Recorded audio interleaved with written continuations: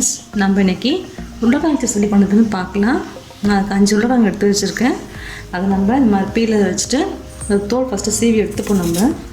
அதுக்கப்புறம் நம்ம க்ளீன் பண்ணிக்கலாம். இந்த தோல் ஃபுல்லாக நம்ம எடுத்துக்கலாம். நம்ம ஃபுல்லாக சீவி எடுத்தாச்சு. சீவி நான் வாஷ் பண்ணி வச்சுருக்கேன். இப்போ நம்ம இதை எப்படி செய்வதுன்னு பார்ப்போம். இந்த மாதிரி எல்லாக்கிட்டையுமே இருக்கும். இந்த சைடில் பார்த்திங்கன்னா இந்த பிளேட் பார்த்திங்கன்னா இது நார்மலாக சின்ன சின்ன சீவுறது. இந்த பிளேடில் நீங்கள் லேசாக வச்சு சீனா வந்துடும். ஆனால் பார்த்து திருவுங்க. இந்த மாதிரி இப்படி வச்சு இழுத்திங்கன்னா உங்களுக்கு ஸ்லேஸாக வந்துடும் அழகாக.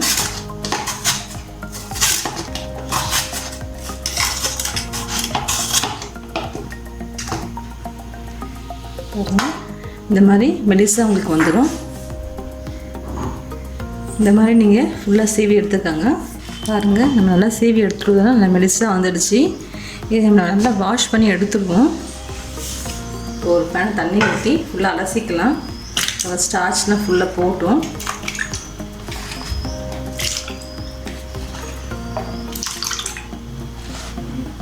நீங்கள் பெரிய கிழங்கு எடுத்திங்கன்னா பெருசாக இருக்கும். நம்ம சின்ன சின்ன கிழங்கு தான் சின்ன சின்னதாக வரும். நான் கொஞ்சம் பெருசாக தான் எடுத்துருக்கேன். எந்த சைஸில் வந்திருக்கு எல்லாமே பாருங்கள். இது திரும்ப பார்த்து திரும்ப கை சில டைம் கட் ஆகிடும். இந்த திருவில் நம்ம நல்லா கழுவிக்கலாம். அதை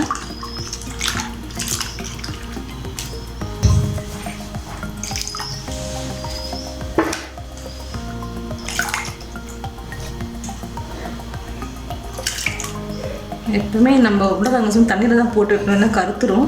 நம்ம கலர் மாறாமல் இருக்கணும். அதனால நம்ம தண்ணியில் தான் போட்டு வைக்க போகிறோம். இந்த தண்ணியை கொட்டிட்டு வேறு தண்ணியை மாற்றிக்கலாம். வாஷ் பண்ணியாச்சு.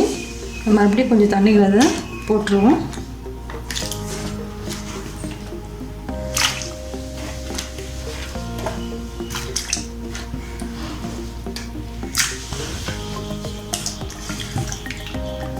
நம்ம இதில் கொஞ்சமாக உப்பு ஆட் பண்ணிக்கலாம்.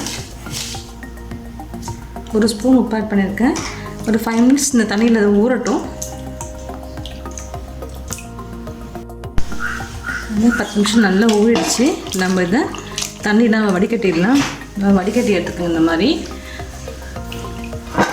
தண்ணி தான் உங்களுக்கு ஃபுல்லாக வந்துடும். அதில் அப்புறம் நம்ம துணியில் வச்சு தொடச்சி எடுத்துக்கலாம்.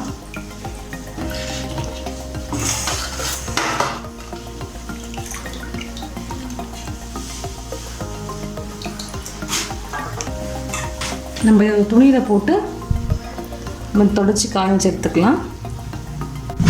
துணி வச்சுக்கலாம்.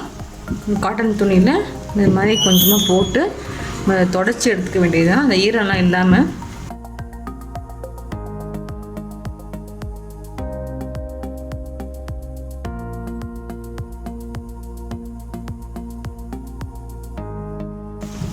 அப்படியே தொடச்சி எடுத்துப்போம்.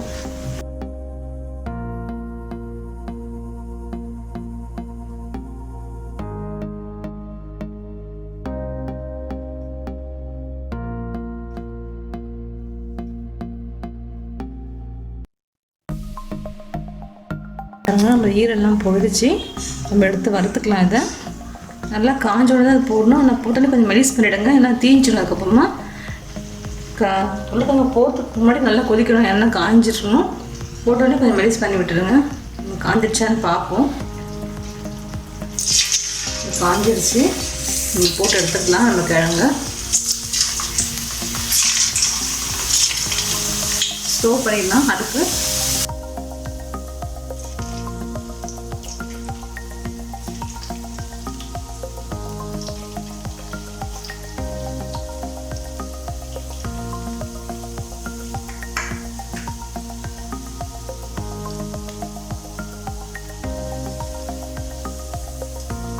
திருப்பி போட்டுக்கலாம். நம்ம நல்லா எல்லா பக்கமும் நல்லா இதுவாகும்.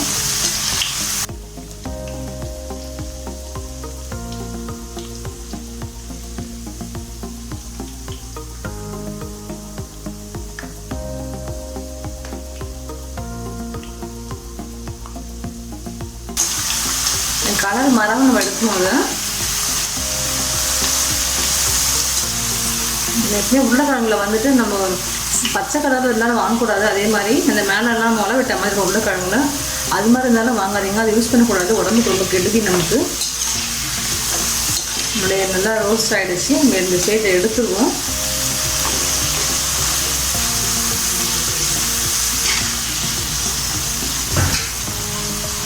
நம்ம அடுப்பு மெலிஸ் பண்ணிக்கலாம். நல்லா ஃப்ரை ஆகிடுச்சு, நம்ம எடுத்துருவோம். இப்போ அடுப்பு நம்ம வாஷ் பண்ணிக்கலாம் எடுத்ததுக்கப்புறமா.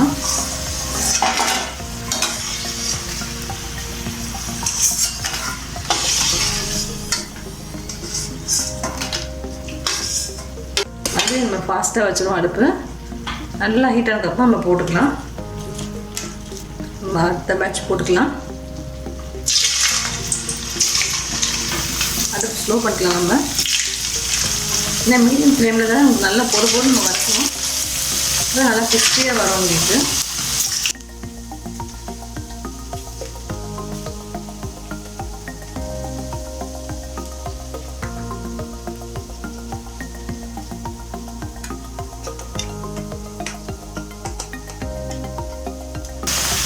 திருப்பி போட்டுக்கலாம்.